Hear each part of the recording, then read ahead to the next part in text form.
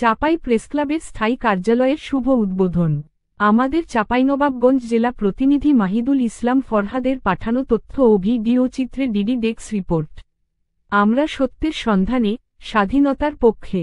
এ স্লোগানকে সামনে রেখে চাঁপাইনবাবগঞ্জ চাপাই প্রেসক্লাবের নিজস্ব কার্যালয়ের নতুন অফিস উদ্বোধন করা হয়েছে। আজ 30 অক্টোবর, বৃহস্পতিবার বিকেলে জেলা শহরের হুজরাপুর জেলা পরিষদ সংলগ্ন মণ্ডল মার্কেটের দ্বিতীয় তলায় কার্যালয়টি আনুষ্ঠানিকভাবে উদ্বোধন করা হয়। চাপাই প্রেসক্লাবের নতুন কার্যালয়ে আলোচনা সভায় সভাপতিত্ব করেন প্রেসক্লাবের সভাপতি দৈনিক খোলা কাগজ পত্রিকার জেলা প্রতিনিধি আক্তারুজ্জামান ইসা।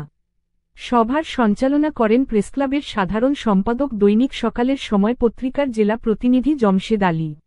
এ সময় উপস্থিত ছিলেন চাপাই প্রেসক্লাবের যুগ্ম সাধারণ সম্পাদক চাপাই চিত্র পত্রিকার প্রতিনিধি সারোয়ার জাহান, সাংগঠনিক সম্পাদক দৈনিক জনবাণী পত্রিকার জেলা প্রতিনিধি সোহেল রানা, অর্থ সম্পাদক দৈনিক আমার সময় পত্রিকার জেলা প্রতিনিধি মো.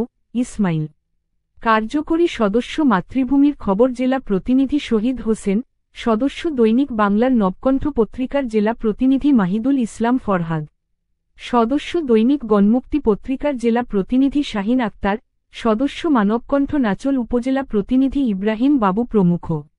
উল্লেখ্য যে, চাপাই প্রেসক্লাব প্রতিষ্ঠাকাল থেকেই জেলা শহরের বিশ্বরোড মোড়ে অস্থায়ী কার্যালয়ে পরিচালনা করে আসছিলেন প্রেসক্লাবটি।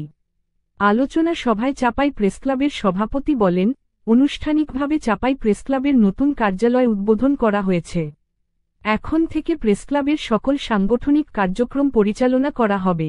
প্রেসক্লাবের প্রত্যেক সদস্যের উদ্দেশ্যে তিনি বলেন, চাপাই প্রেসক্লাব প্রতিষ্ঠাকাল থেকে প্রত্যেক সদস্যগণ বস্তুনিষ্ঠ সংবাদ পরিবেশন করে আসছেন।